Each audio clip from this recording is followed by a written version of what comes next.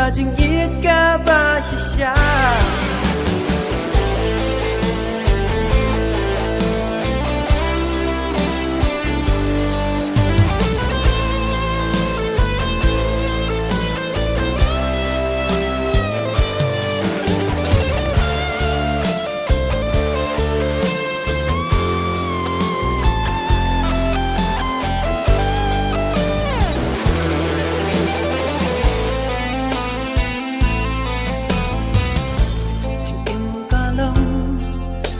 Basutin at siya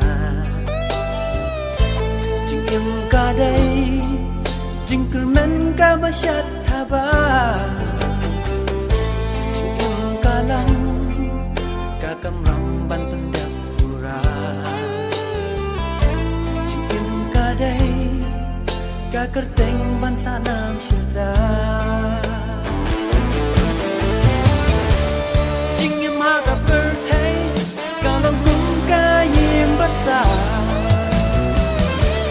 Babaro imensim Tang sipor ki matyaka Tang jing im Bajanay ban kermau juta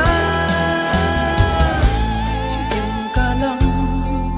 Jingle ku pamatau shisha Jing im kadai Bangin im ban sanam serta